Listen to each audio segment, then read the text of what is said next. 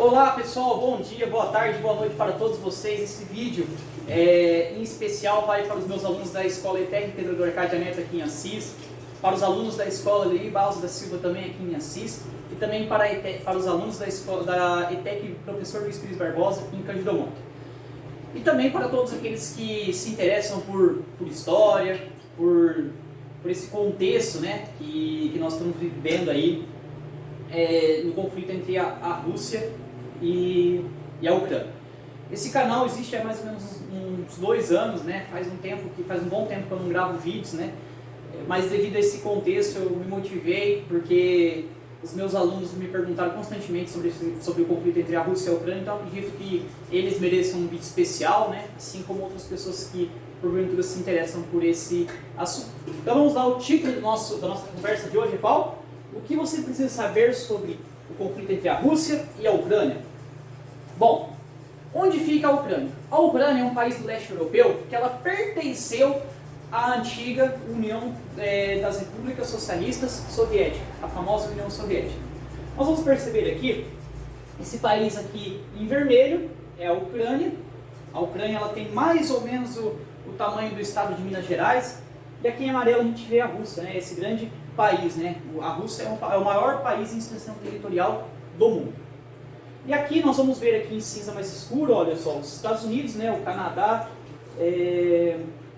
a Groenlândia e alguns outros países aqui como Estônia, já na Europa, né?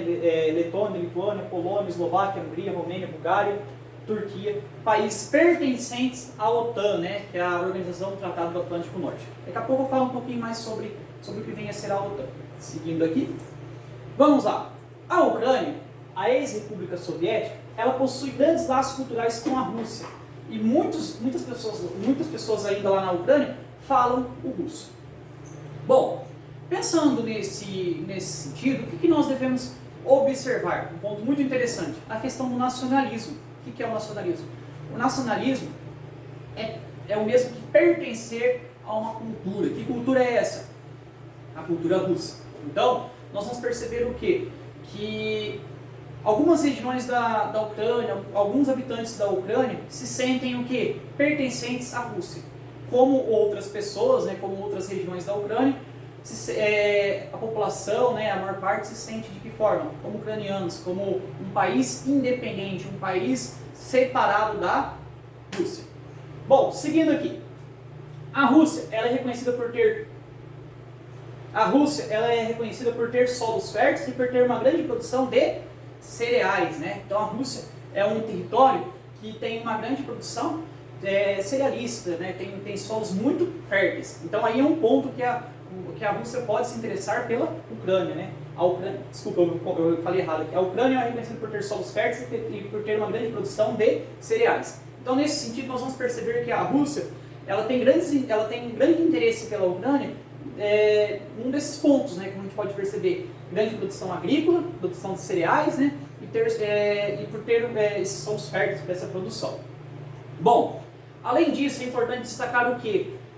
Que algumas áreas da Ucrânia, alguns territórios da Ucrânia têm uma grande produção de minérios, tem uma produção industrial muito forte, que isso pode favorecer a Rússia. Mas para compreendermos esse contexto, essa situação, esse momento desse conflito, tem uma questão histórica muito importante que vem a ser o quê? O Holodomor, o suicídio ocasionado pela fome. Entre 1931 a 1934, no governo do Stalin, aproximadamente 4 milhões de ucranianos morreram em decorrência da fome. A Ucrânia, nessa época, ela pertencia ao território da União Soviética. No entanto, o governo Stalin, para combater a situação de fome, de miséria, a seca que ocorria, se aproveitou desse território ucraniano, da produção agrícola, para sustentar o quê? As regiões mais próximas à atual Rússia, o que compreende a atual Rússia hoje.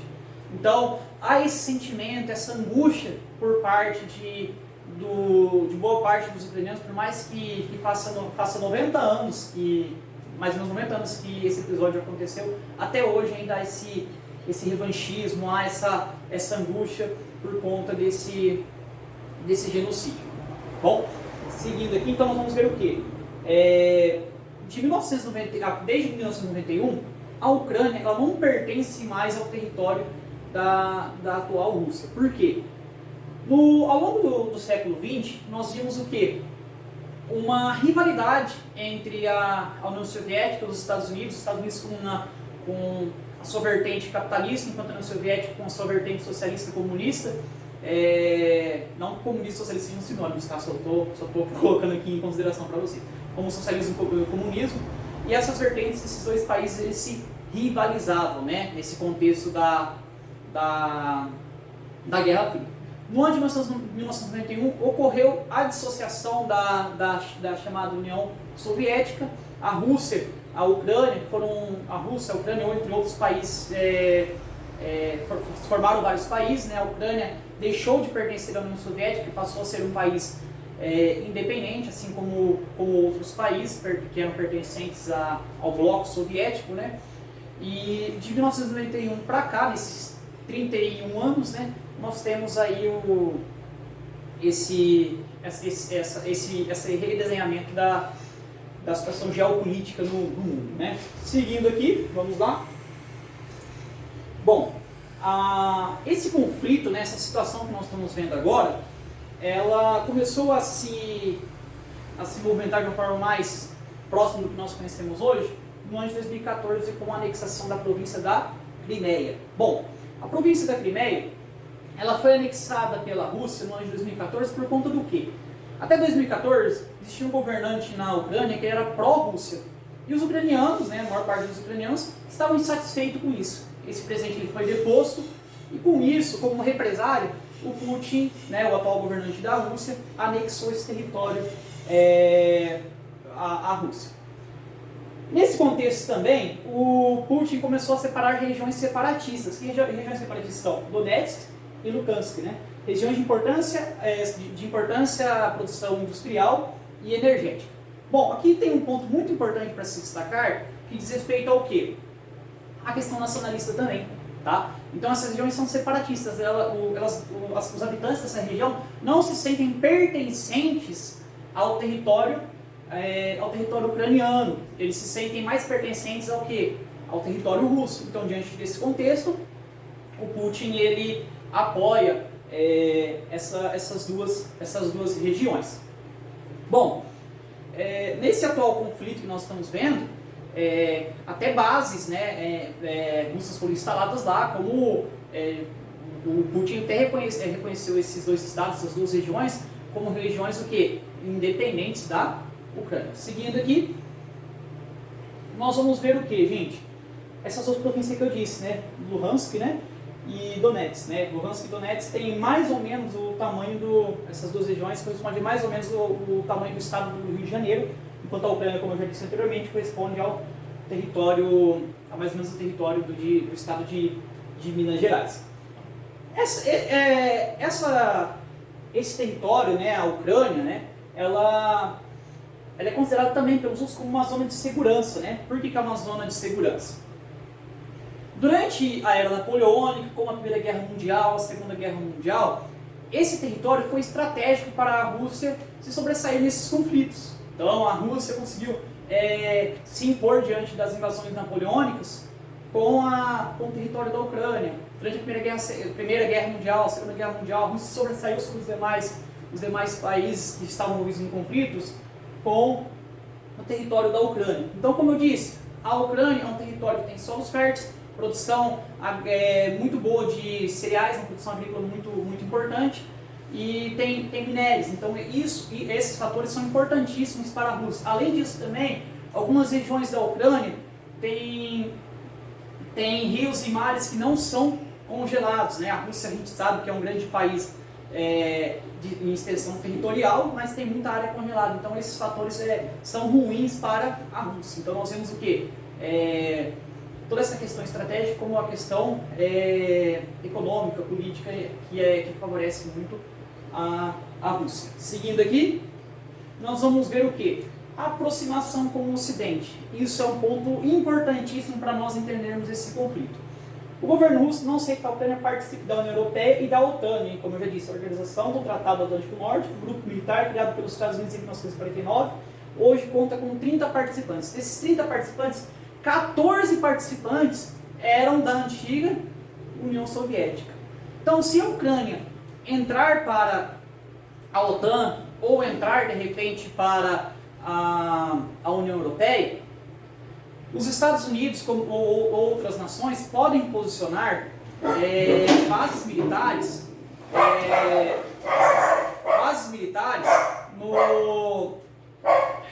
ao lado da Rússia. E isso é muito prejudicial, muito prejudicial, porque se de repente a Rússia se envolver em algum conflito, fica muito próximo de Moscou, a capital Moscou, então fica muito próximo para poder adentrar o território russo. Então a Rússia ela fica com uma pulga aí atrás da orelha, fica com um olhar atento a essa situação. Então a OTAN, os Estados Unidos, como a gente bem sabe, né, essa organização OTAN foi criada no contexto da Guerra Fria. Então até hoje possui algumas rusgas, né, alguns fragmentos do conflito, dessa bipolarização entre Rússia e Estados Unidos ao longo do século XX, né, no caso União Soviética e Estados Unidos, naquela época. Seguindo aqui, nós vamos ver quem é o Putin, o presidente que decidiu invadir a Ucrânia. O Putin, o Vladimir Putin, nós vemos aqui 3 imagens dele aqui. Eu quis dividir duas imagens do Putin um pouco mais novo e o Putin hoje. O que o Putin hoje, esse senhor de 70 anos, diz, né, acerca da Rússia? O mundo, segundo Putin, a Rússia é o centro de tudo e tem preponderância sobre outros povos europeus, né? Então o que a gente percebe aqui? Uma fala, um ideal expansionista, um ideal do que? De colocar a Rússia acima de outras nações, de outros países. Não estou comparando ele a Hitler, ou a Mussolini, ou a Stalin, enfim. Mas essa fala dele mostra o quê? Um líder autoritário, um líder que quer defender o seu sentimento nacional, de resgatar a Rússia enquanto um grande império com grande expansão territorialista. Nesse sentido, nós vamos ver aqui à esquerda da imagem, nós vamos ver o quê? 2 imagens do Putin, uma dele sem camisa, a outra ele com cavalo. Nós vemos o quê? O Putin ele sempre mostrando ser um homem forte, né? Um homem viril, um homem sendo o quê? Um grande líder, né? Para mostrar todo o seu poder frente à população, frente ao quê? Ao seu povo, né? Então essa característica, né, é uma característica, digamos assim, populista, né? Uma característica, digamos que mostrando todo esse poder perante o seu povo, né? Perante os russos, né? Seguindo aqui, nós vamos ver o que? O Putin está no poder desde 2000, né? Ele entrou como governante na Rússia após a renúncia de Boris Yeltsin, né? Ele alternou ao longo desse período, né, de 2000 até os dias atuais, entre o cargo de primeiro-ministro e o cargo de presidente, né? No ano de 2021, ou seja, no ano passado, Putin sancionou uma lei que permite que ele concorra a mais 2 mandatos, depois do fim de sua atual gestão, que termina daqui 2 anos, em 2024. Se ele conseguir ficar mais 2 mandatos pós 2024, ele será o líder da história moderna da Rússia, que poderá ficar mais tempo no poder, ou seja, até 2036. Já encerrando a nossa conversa, nosso bate-papo, né, essa explicação sobre esse conflito, né, é importante nós pensarmos em algumas questões ainda, né? Será que esse conflito pode virar uma terceira guerra mundial? Bom, do meu ponto de vista, na minha opinião, não, né? Mas posso estar enganado também. Acredito que não possa se tornar uma terceira guerra mundial, porque nós já tivemos 2 conflitos mundiais, né, de grande proporção no mundo, de grandes proporções no mundo. A Primeira e Segunda Guerra Mundial, que trouxe o quê? Muitos prejuízos, muitas perdas, né? Guerra, né? Eu sempre costumo dizer para os meus alunos, não existem perdedores, não existem vencedores, né? Sempre tem perdedores numa guerra. Um conflito ele sempre traz muitos prejuízos, né? Perdas humanas, com muitos problemas econômicos, políticos, sociais muito grandes. Como eu já disse Albert Einstein, né? O que o Einstein disse, né? Perguntaram para ele uma vez se poderia ter uma terceira guerra mundial. Ele disse: se tiver uma terceira guerra mundial, não sei como poderá, né? Devido a tanto armamento, tanta tecnologia. Mas uma 4ª guerra mundial será com pau e pedra, né? Porque vão se destruir todos, né? Então, esse possível terceiro conflito mundial, acredito que não, porque a Rússia, assim como os Estados Unidos, tem muitas armas nucleares, tem um poderio muito forte. Então, se de repente a Rússia ou os Estados Unidos ou qualquer outra nação jogar alguma bomba nuclear para algum lugar, outro país revidar, pode virar um conflito catastrófico e pode de repente acabar com a humanidade. Então é muito perigoso que ocorra uma terceira guerra mundial. Acho que nem Putin, nem Biden, né? Ninguém aí acho que é louco para jogar alguma bomba nuclear ou algo do tipo, né? Bom, outra questão muito importante é o que esse conflito, né? Que impactos traz no nosso dia a dia, né? Então vamos falar daqui da nossa situação no Brasil. Esse conflito entre a Rússia e a Ucrânia pode trazer proporções muito grandes no que diz respeito às questões econômicas, né? Nós sabemos aí que esses países são grandes produtores de cereais, tem uma grande produção agrícola, né? Produção de petróleo, a Rússia é um dos maiores produtores de petróleo do mundo. Então esse conflito pode ocasionar no quê? No aumento do preço das commodities, né? O que são essas commodities? São produtos como soja, milho, né? O próprio petróleo, né? Essas matérias-primas aí que de repente pode o quê? Com essa guerra, com esse conflito, pode ter o quê? Um grande aumento, né? Então esse aumento pode impactar o bolso dos brasileiros, né? Que ainda tão sofrido, tão amargurado, pode ficar mais difícil, mais complicado aí devido a esse atual conflito. A outra questão também, né? Será que a OTAN ou então os outros países da OTAN, como os Estados Unidos, se envolverão diretamente nesse conflito? Acredito que não, porque por mais que a Ucrânia seja um território importante para a Rússia e para os outros países da OTAN, acredito que é mais importante para a Rússia do que para a OTAN, né? Porque se envolver com a Rússia aí é um pouquinho complicado. Porque tendo em vista que o Putin já se preparou para esse conflito, a Rússia possui aliados, né? Como a China, outros países alguns países do Oriente Médio.